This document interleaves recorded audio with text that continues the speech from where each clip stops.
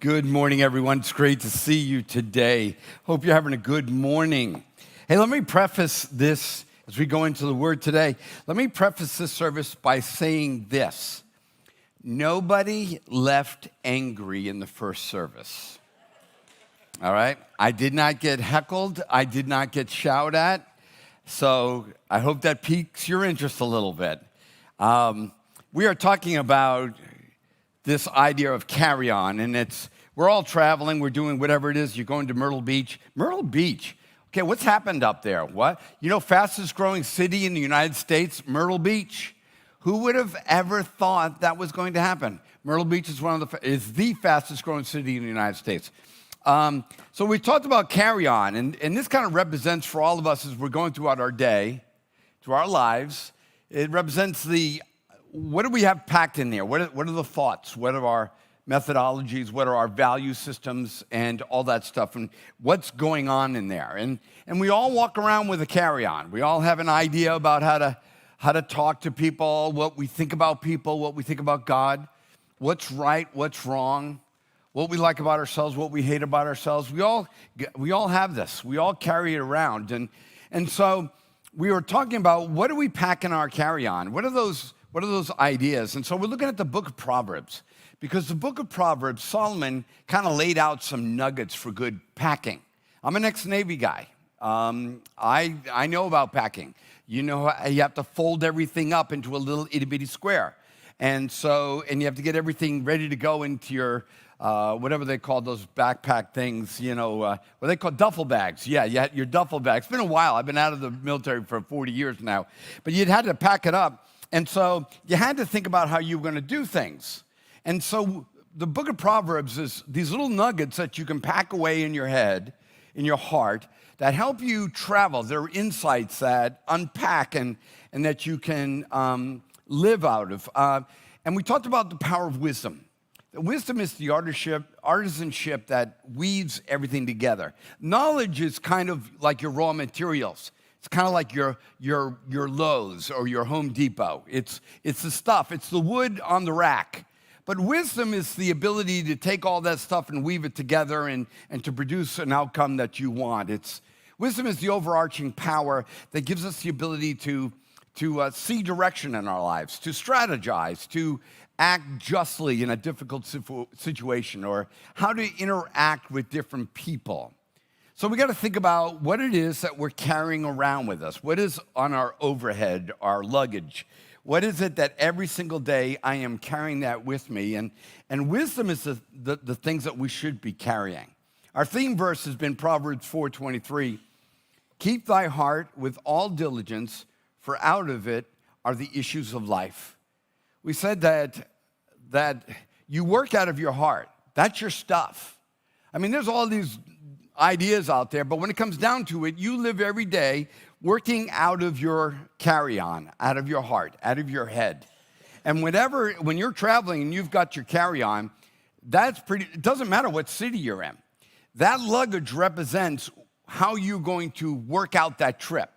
What you're going to wear to dinner, what you're going to wear while you're hiking, all those different things are going to be determined by this carry-on. And the writer of Proverbs tells us is that out of our heart, our overhead, that's where life flows out of. What you've got going on inside of you, that's what begins to happen in the world around us. So we've been talking about this for 3 weeks, and I was thinking, man, I can't recap everything that we've talked about in the last 3 weeks. So if you've been here, you will totally understand this. Let me do a quick visual recap of the last 3 weeks.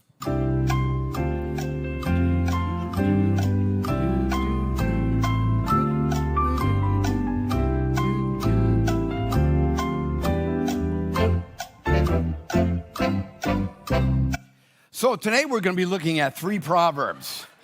And these it's about 3 to 5 Proverbs we're going to be looking at. And you may think that these Proverbs have nothing to do with each other. But we're going to see that there's an underlining thread that connects them all. So last week I talked about the most powerful and influential proverb in my life. This is the one that was like, I quote this more. It is in my luggage. It is the one that I think of more than anything else. It was this, Proverbs 3, starting in verse 5. Trust in the Lord with all your heart and do not lean on your own understanding. In all your ways acknowledge him, and he will make your path straight. Do not be wise in your own eyes. Fear the Lord and turn away from evil. It will be healing to your body and refreshment to your bones. So that's great stuff. I mean, I think we all pretty intuitively get that. It's like, all right, trust the Lord, he'll guide your heart. Then a few verses later, it says this in verse 13. It says, how blessed is the man who finds wisdom and the man who gains understanding. Well, that's cool. That really goes well. It goes with that whole idea of trusting the Lord with all your heart, lean not to your understanding. He will make your path straight. How blessed is the man who finds wisdom and he who gains understanding. It flows perfectly thematically.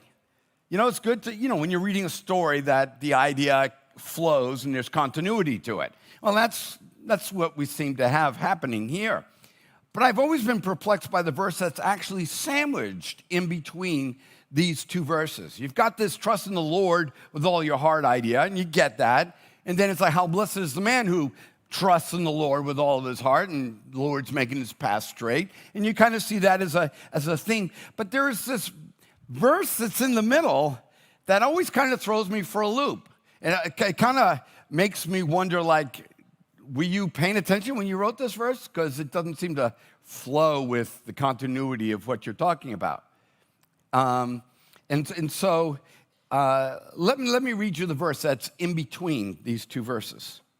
Honor the Lord with your wealth, and from the first of all your produce, so your barns will be filled with plenty, and your vats will overflow with new wine. Now, if you've been going to church for any amount of time, you know this is the pastoral go-to. This is what you reach in the back pocket for when you want everybody else to reach into the back pocket. This is the verse that you whip out when you want people to tithe and give offering. Now, I'm not saying there's anything wrong about that, because it does talk about that, but that's the way that we tend to use it. And that's what kind of like, it's like weird. Why is this? In the middle of this Proverb 3, which is kind of like anchoring the concept of wisdom, why would you put giving in the middle of this? So you've probably heard this 1,000 times used in a sermon. I'm going to ask you to do me a favor. Try not to let your bias of the past affect your ability to interpret it in this particular moment. So after looking at this verse, with every biblical angle I could possibly look at it, I discovered something about it that I don't think we normally pick up out of it. Normally, it's fed to us this way about, just right about this time, I read this verse, Deanna comes up, sings a song, and we pass the basket and everybody gives money. And that's what normally happens in a church. But I think there's so much more here. There's something else to be discovered here. And so I asked God to kind of show me, how does this fit into the theme of leaning on the Lord and trusting in God? Well, two words popped out of me. Two word phrases kind of popped out. Wealth and first of all your produce. They kind of like jumped off the page. And as I began to look at them and dive into them a little bit more, this isn't just money talk. We think of wealth in a lot of ways, but in the end, we think of wealth in the same way. See, wealth represents your potentiality for the future. That's what wealth is. No matter if you're thinking dollars or cents, whatever it is your potentiality for the future. And so when Solomon's talking about honoring the Lord with your wealth, he's not necessarily just talking about dollars and cents. Your wealth may be your economics, it may be your intellect, it may be your physicality, it may be you spiritually or socially. It's whatever you have that helps you dream about the future. I mean, we all do think about that, right? We think about our wealth, and then we think about the house that we can afford. So you dream about the house that's in your price range. So your wealth kind of helps you decide, well, I want to live there, And so we use our wealth to determine like what kind of car we're going to drive. I'm a car guy. Pray for me. But I like cars. I just do I like them for various reasons. I don't care if you like my car. I like my car. So I was going to a doctor's appointment, and as I was playing, there was this vehicle in the parking lot that I was like, oh my. I was just like, this is an amazing car. And so much so that I pulled up my vehicle and I backed in right next to it because I want to see them side by side. And I'm like, oh, that thing is beautiful. And there's no sin in liking a pretty car, okay? It's only if I cheat on my car that if I do that, that's when it becomes a problem, all right? But so I'm looking at it, and I'm like, oh, and the car that I'll let you know what it is. It is a Lexus GX 550. Now, if you don't know what the 550 is, it is the redesigned Toyota Land Cruiser. They took the 8-cylinder out, and they put a 6-cylinder twin turbo in it. Okay, that thing flies and will go absolutely anywhere. The Land Cruiser is astounding. And so I'm just standing in my doctor's appointment parking lot like a nerd, and I'm just there. I'm like, look at that thing. Looking at it next to mine, I'm like, baby, one day you're going to grow up and you're going to be this girl. You're going to be her one day. I love you, sweet, but one day you're going to be this. So I decided to go on my phone while standing in the parking lot, and I'm like, I was 10 minutes early. So I started figuring out, I'll buy what does it take? So they have a build-it-your-own car on Lexus. Any dealership has it. So I'm building my own car, and I'm like, yeah, I want that rooftop. I want those wheels. I want that, and I'm putting it on there. And then all of a sudden I'm looking at, and I'm like, $92,000. That dream all of a sudden went poof. That potentiality was like, poof. I am not owning my wealth. In 20 years, I'm going to own that car. I'm talking about the 20-year-old version. In 2044, I will own a 2024 Lexus GX 550, because that's when I'll be able to afford it. Yes, so we all do it. We look upon our wealth and we adjust our future potential based upon our wealth. Our career choices are maybe based upon our intellectual wealth. When I got 800 on my SATs, my plans for being an astronaut were greatly diminished. That was a combined score, okay? That wasn't just English. That was both of them added together. It's like all of a sudden, okay, maybe I'm not going to the moon, So that kind of reduced that a little bit. But your wealth is a measure of perceived mobility. So it's not just money. Good or bad, it becomes the space we imagine in. For instance, I think every one of us keep in our back pocket just in case it happens. If I had $1 million, I hope you have like some $1 million dream in your head. If I had $1 million, I'm going to Iceland. If I had $1 million, I'm going to do this. I'm going to own that house or that car. We all but what reality is and what we dream about is pretty much determined by the wealth. And when I talk about wealth, I'm not talking about the 1% or anything like that. I'm talking about whatever resources we have, intellectually, socially, spiritually, economically, physicality-wise, whatever it's going to be, then, that helps us project what we're doing in the future. See, I think that's what this proverb's about. This proverb about honoring the Lord with your wealth is about what is your perceived mobility and what are you going to do with your mobility? This isn't just about tithing. This is about your mobility. Then there's the other phrase, and I kind of look at this phrase abstractly as well, because I think Solomon talks that way. The fruit, the first of all your produce. The first of all your produce. And I was like, well, if wealth is my mobility, and when I was looking at this idea, the first of my produce, what is the first of my produce? It is the first idea. That's the first thing. It's like, what is the first of your produce? I would say the first of all your produce would be the word innovation.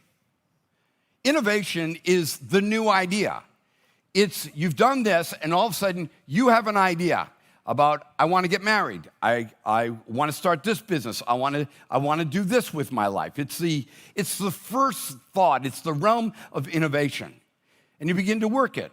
It could be the money that you get from the sale of your house. And you think about, what am I going to do with that money? That's your moment of, first of all, your produce. The first thought about what you're going to do with that money. Or the idea about the future. Or maybe it's you meet somebody for the first time and they kind of, helped you percolate a little bit. I hope you still percolate, but maybe you feel a little bit of a percolation in you. It's kind of like a little bit of interest. And it's so funny. I wasted all my time going to the gym when I was younger. I'd go to the gym 8 days a week, and it was just like, and so when I met my wife, and it was kind of like, wow. I mean, there was a lot of percolation that went on there, and I was just kind of like stunned by her, and we sat and had coffee together, and it was just like, and so after that was all over with, and we kind of moved the relationship forward, I asked her, I said, what was your first thought when you saw me? What was your first thought? I mean, what was your first, and I was expecting something, when you see that guy that plays Superman with his shirt off, I was thinking something really like, oh, I got to be honest with you. I just dropped it. You know what she told me? She said, you were easy on the eyes. Easy on the eyes? I was in the gym. I was squatting. True, I was squatting. I was doing everything possible to look, and all I was easy on the eyes. But when you've got that, when you all of a sudden think, somebody asks you, hey, I saw you out with so-and-so, is this a thing? And you're like, I'm thinking. That's where God says, that's where I want to be. The innovative moment in dating. I want to be there when you're thinking about that innovative moment, whether it's a business deal, whether it's an idea, whether it's selling your house, buying another house, what you're going to do, whatever. He's like, I want to be honored in your mobility, your ability to move into the future. I want to be involved in your first thought. I want to be there. I want to be in your draft. We normally invite God in our finished when it goes to movie, After we've married, dated the person, moved in with them, married them, had a couple years with them, then all of a sudden we're like, dear Jesus, please come in and save my life, save my marriage. And God is like, well, yeah, I'm here, I'll help. But how does God really in wisdom want to fix all this? When you start thinking about that guy, when you start thinking about that gal, when you start thinking about that relationship, he's like, how about putting me up front there? How about we do this now instead of the cataclysm and chaos that we may experience 10 years from now? So the talk about wealth is more than just dollars. It's about your potentiality of the future. And wisdom says, honor the Lord with your potentiality, your first thought, your rough draft. And your first thought is, when I get to work, I'm going to kill her. I'm going to give her a piece of my mind. Your first thought may not be a good one. And God is like, hey, I want to be in your first thought. I visualize it this way because I always look for visualizations. Simply put, your brain is laid out in different areas. And I don't know anything about this, so I'm copying everything. I cut and pasted everything I'm about to say. The foremost part of your brain is called the frontal lobe. I did get it from John Hopkins, so it is accurate. The frontal lobe of your brain, the front part is called the frontal lobe. And here's the interesting thing that's involved in. The upfront part of your brain, it's like a physiological metaphor here. It controls personality characteristics, decision-making, and movement. It's like, wow. I don't know if Solomon knew that, but when he was talking about getting God in up front in the first idea, it was almost as if he was using the frontal lobe. Matter of fact, this is blow your mind away, the Levites used to take the law of God, and they used to cut out a little bit of the law of God, and they would put it in a little leather pouch, and you may still see it today, that they would put in a little pouch, a little square, and it's called a phylactery. And what they would do is they would take those and they would put it on their forehead. And you may see it in pictures of Jerusalem. You'll see them with a little box on their forehead. And then they take a leather strap and they wrap it around their head. What they're doing literally is binding the law of God to their hearts, to their minds. Well, interestingly enough, they're representing binding it to the frontal lobe. And so what God is telling us in this proverb, he's like, I want to be in your personality characteristics. I want to be I want to be involved in your decision making.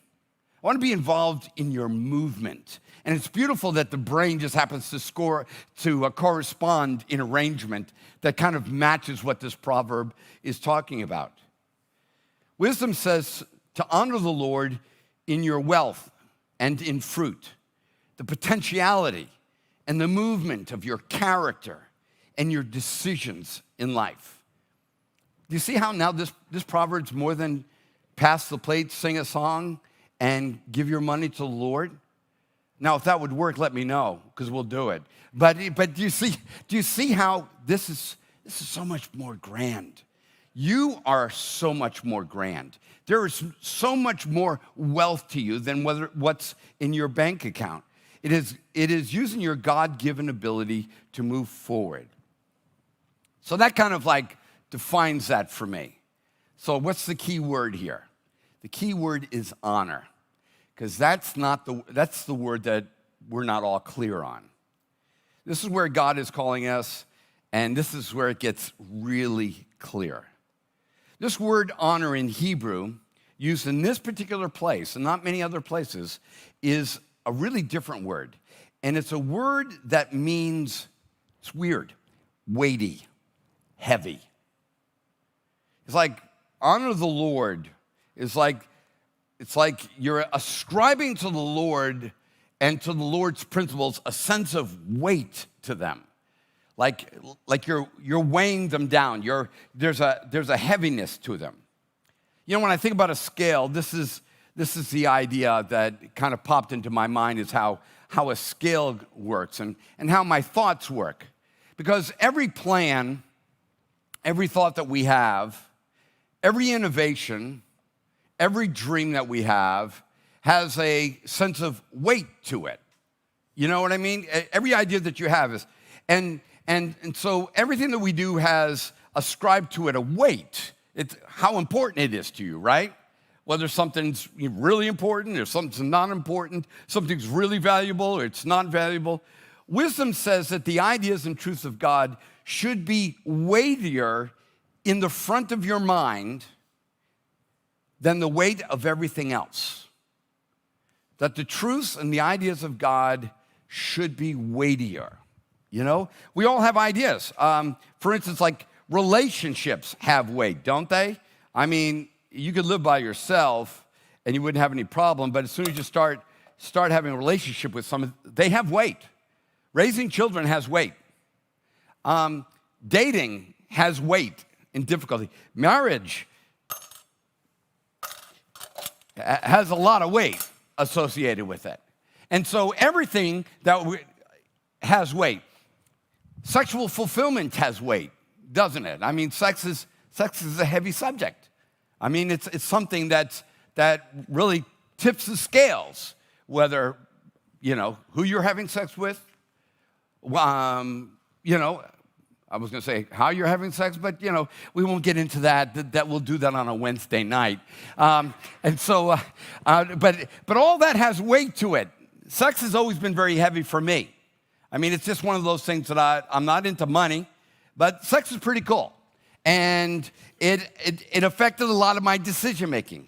I mean, it really affected how I behaved and a lot of things. And so it has weight. It has weight to you. You may not want to smile right now at this moment because you don't want anybody to think you're a freak or something. But, just admit that it's got some weight to you. And if it doesn't have any weight to you, oh, dear God, I'm so sorry.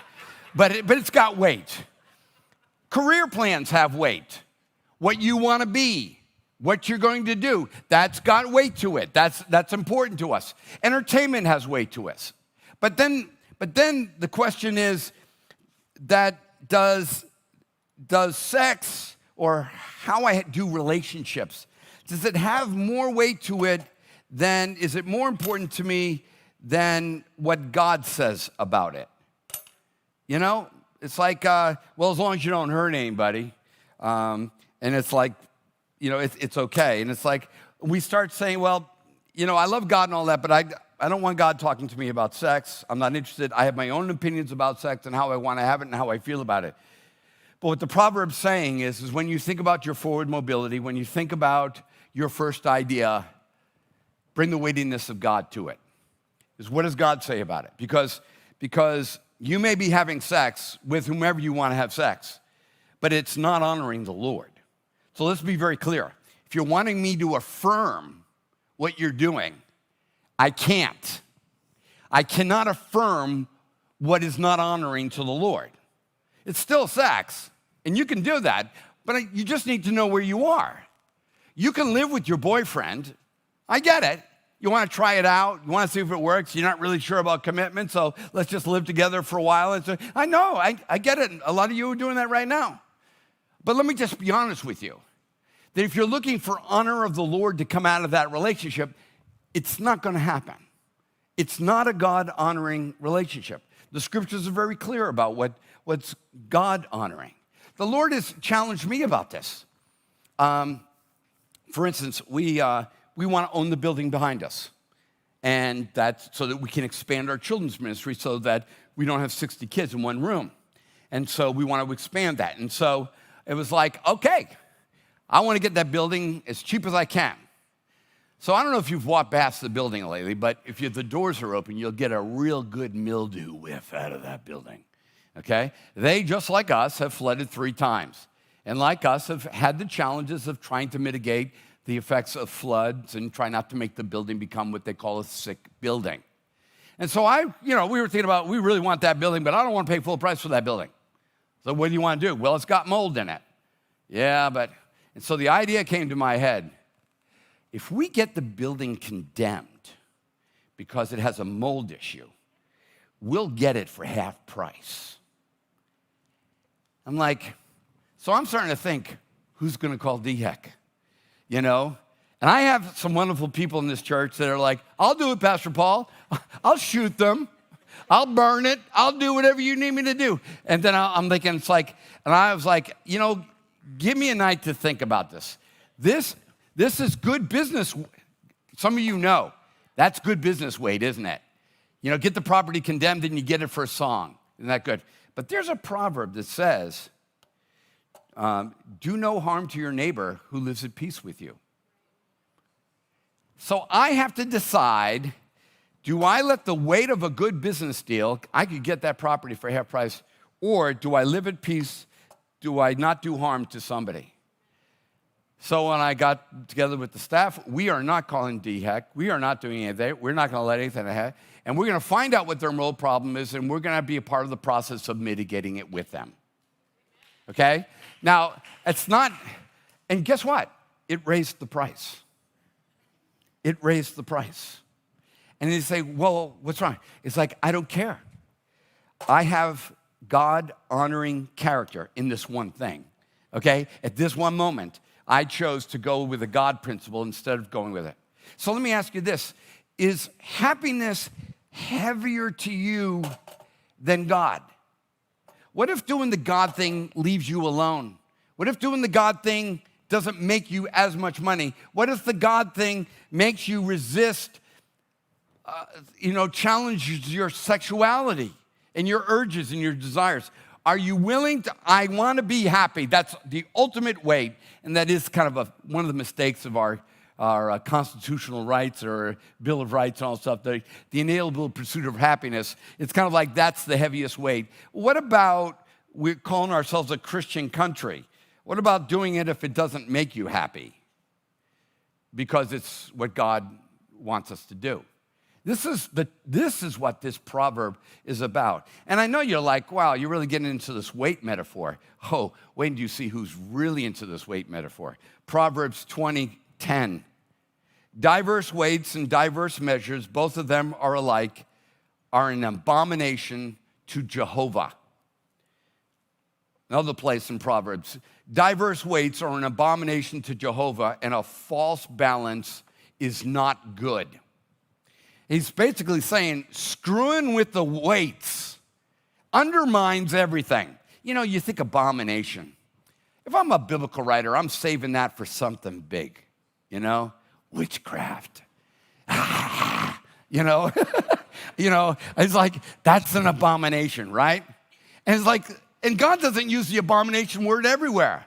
And all of a sudden, he's like, if you start screwing with the weights and the measures, it's an abomination. Why? Because then the baseline of all society is screwed up. We don't know what's good or bad. We can't weigh anything. And what was happening in how this proverb was also used is that when the Jewish folks were doing trade, what would happen is they would kind of, this is 1 pound, and then I'm going to give you 1 pound of gold. But it really wasn't 1 pound. It was 15.9 ounces. And you think, well, that's not a big difference. Well, it is when you're measuring gold. It makes a big difference real fast.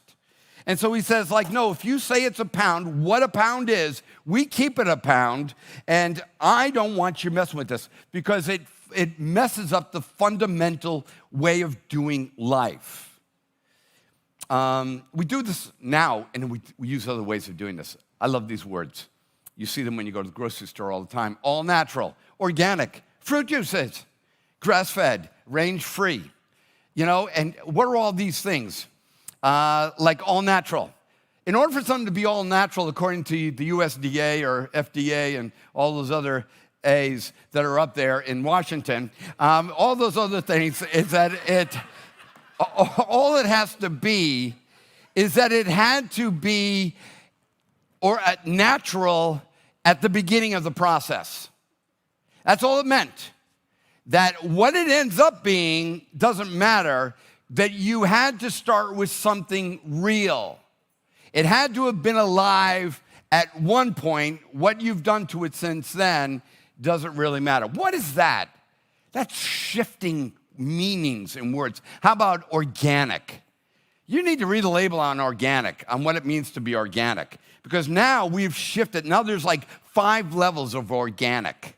You thought organic meant, pure, came out of the soil, nobody was killed around it. It was, breathed on and kissed every morning and listened to classical music, and then it turned into a tomato, and then you get it. That is not what's happening to your tomatoes. How about fruit juices? It's funny, it just has to start with fruit juices. Now, those fruit juices that you think are in there, they've been boiled off in the process. But there was at one time fruit juices involved in it. Grass-fed, I have no idea what that means, but it's different than range-free. It depends on whether or not the chicken's allowed to stick its head out or not, or be over here and then we kill it. And all these, what are these? These are all just modern forms of using weights to shift value around. And God is like, listen, I want you to honor me. Honoring the Lord is valuing the weight that God puts on something. I remember when Publix or Pete's Coffee all of a sudden kind of made a little shift. And nothing wrong with Publix. I like Publix, shop there every day. But I like that Major Dickinson's coffee, and it's cool. And I remember it went up to $18 a pound. And I was like, golly, I don't know if we can afford that much for coffee. And so, and there's no Folgers, all the astronauts took that. So it was kind of like, what am I going to do for coffee? And so they started packaging it in the same bag, but it's a little shorter. They pack it in the same area in the grocery store. And so I remember calling Susan, honey, I just found out coffee's $10 a pound. And so I'm buying it all up. I get home and I look and it's 12 ounces. It looked like a pound. It was in the pound category. It was just a pound.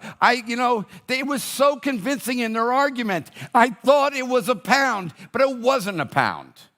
The weight got shifted. They didn't do anything technically wrong other than they used my biases towards packaging and they got something out of me. Yes, you can have sex any way you want to. But let me just tell you, not all sex is God-honoring. You can watch whatever you want on TV, but not all shows are God-honoring. And sometimes, have you ever shifted the weight of a TV show? This is a great show. You can't let the kids watch it, though. So that's all right, kid can't do that. It's oh, yeah, there is some nudity, but not frontal nudity. It's like, oh, okay. And then it's like, well, it's only Johnny Depp, so that's okay. I don't know why Johnny Depp, but just, but we shift things right there in front of our TVs. We'll all of a sudden watch something that we know that's not God-honoring, but you don't just do it. You shift weights around. We're doing this personally, and we're doing this nationally. We've been doing it nationally for a while. Wisdom says, let the weight of God's truth on a subject outweigh your own. Let me show you how this has happened. It all started with men and women. And someplace along the line, let's just kind of confine it to America. Someplace along the line, men could own property, but women couldn't. All right? Someplace along the line in America, whites could own property, but blacks couldn't own property. It's like these shifting of weights. It's like, how did you get there? See, and you say, well, this is wild. And it's like, let me just tell you, the shifting of weights is how Adolf Hitler gets a bunch of Christian German nationalists to decide that blacks, Jehovah's Witnesses, and Jews are subhuman. Somebody starts screwing with the weights. That's not really a human. And so a shifting occurs. But in America, we've done this as well. And, I think about it, it's really interesting that at the turn of the 19th century, women couldn't own property. It's like, where did we get that from? How did we do that? But that's what we did. Women couldn't vote. It's like, well, that's interesting. And so all this goes on, and women don't get paid the same pay that men get paid for doing the exact same job, assuming the level and quality of the work is equal. But we've tolerated that, a shifting of weights. Women have been molested by their fathers, their uncles, their brothers, the kid next door, and nobody believed them or did anything. And it's like, he's just a good boy. He just, boys. And we shifted the weight. In the justice system for women, what we decided that somebody gets up there and testifies, yes, I did it on her, but you know what? She was dressed provocatively. She was asking for it. And the justice system lets it go by. So here's what happens. I've been old enough to see this happen. Feminism. What's feminism doing? Trying to fix the weight. No matter what you think about it here today, women got backed into a corner and were like, screw this. This is not right. And so the weight begin to shift. And they begin to shift. It's like, I am not letting a man control my life. I am not letting a man to determine anything about my life, even about what I do with my body. Sounds good, right? But in the middle of it, there was another person, the unborn child.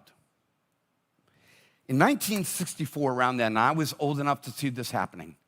In order to get women's rights back to where they were, to get women's right back, there had to be this heavy shift of weight.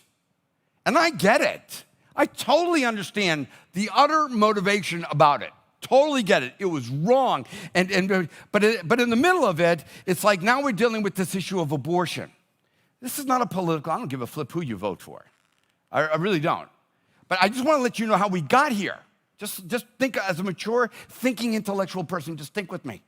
Is that we had to shift all this way. I am now in control of my body. But what we didn't realize is that another weight had been altered.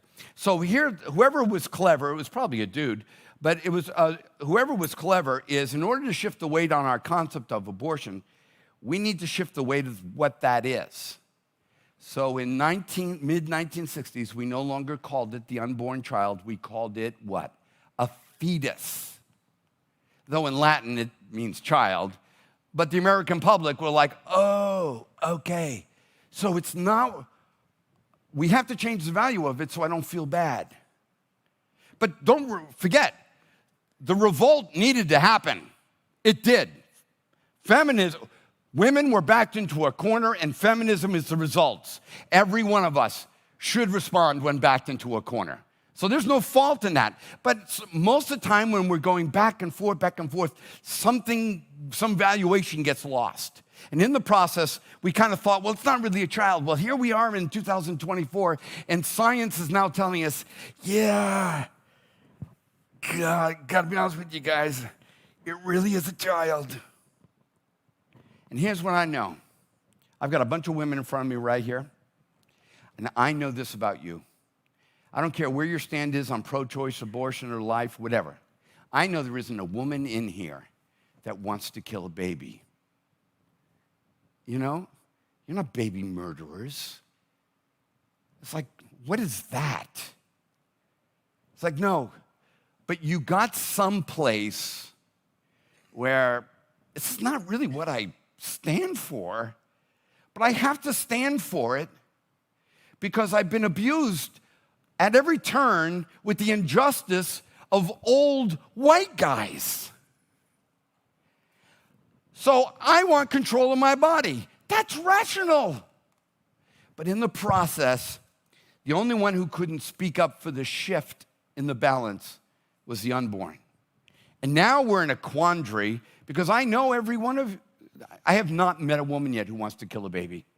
Abortionists are not people who want to kill babies. A lot of them are women who have been backed into a corner, and our justice system didn't do them right.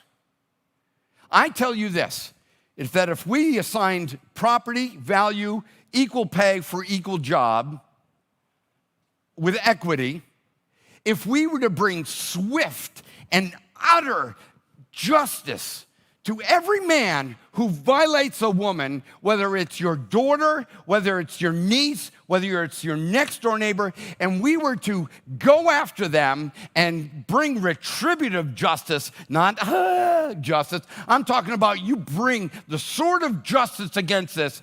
I bet you we could have this conversation again about abortion. But the reason why we can't is because weights shifted. You don't trust me.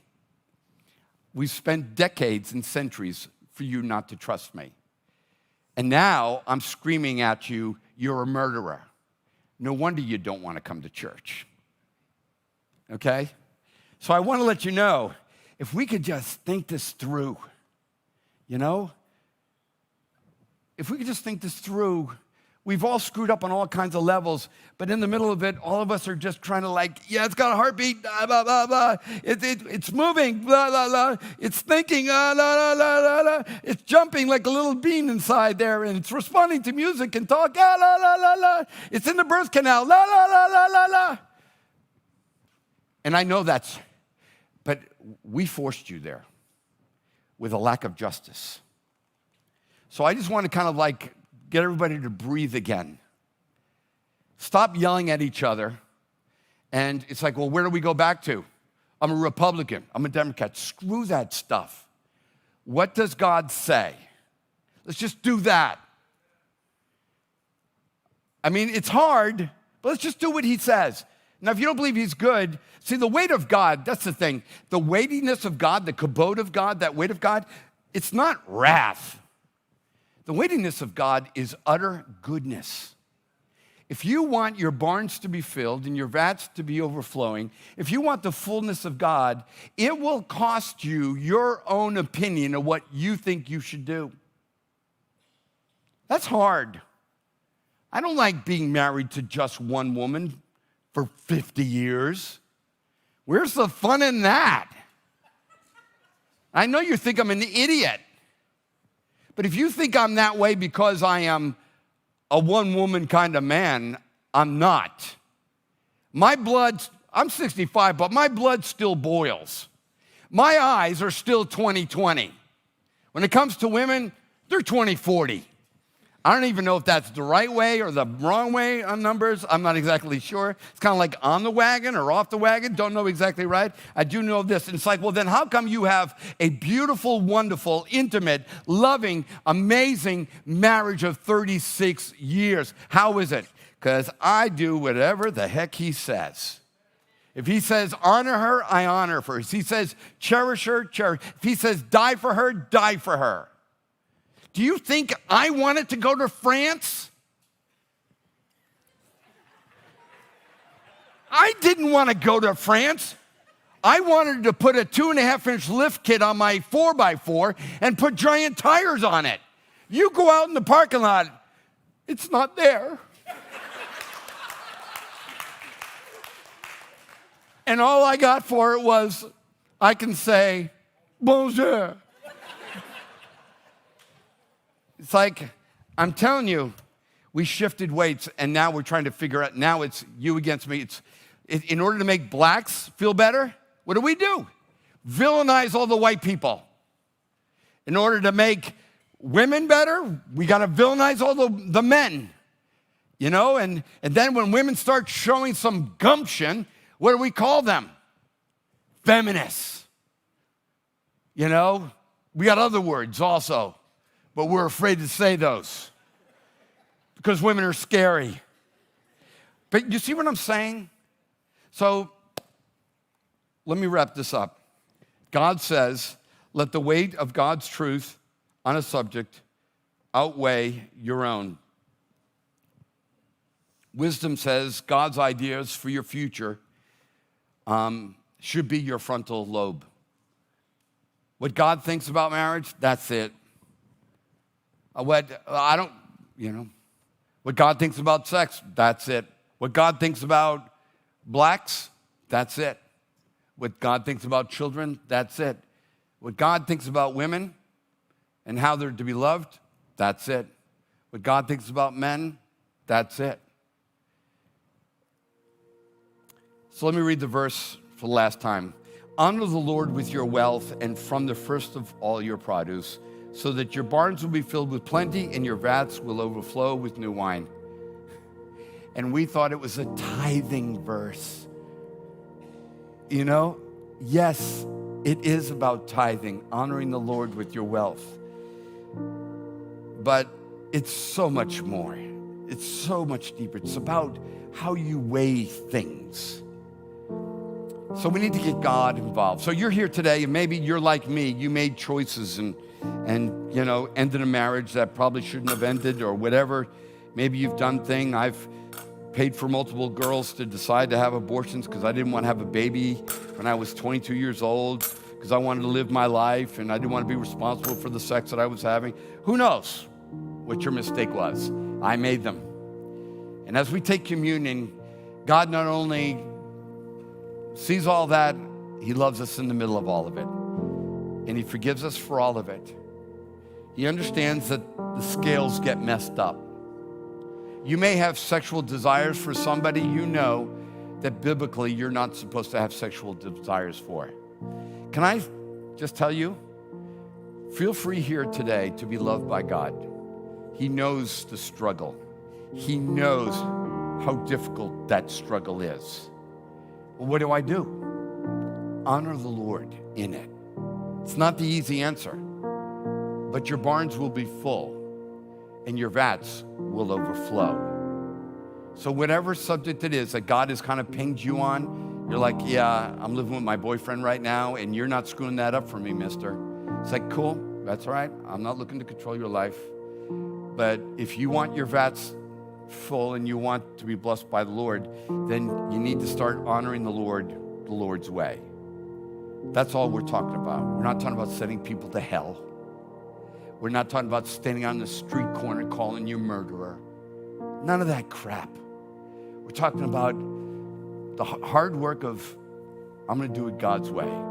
God will bless you, even when it gets difficult. Father, as we come and receive the body and blood of Jesus Christ, you show us through the example of the cross and through the communion, you show us that even in things that look like they will kill us, that you can bring them to life. That even in the hard things that you call us to do, that there is resurrection power. So, Father, forgive me for changing the values of things. Forgive all of us those moments when we allowed happiness to actually become the heaviest thing of our life. God, we ask through the power of your Holy Spirit that you will lead us into wisdom. That God, there are injustices in this world. There are inequities in this world. There are wrongs in this world.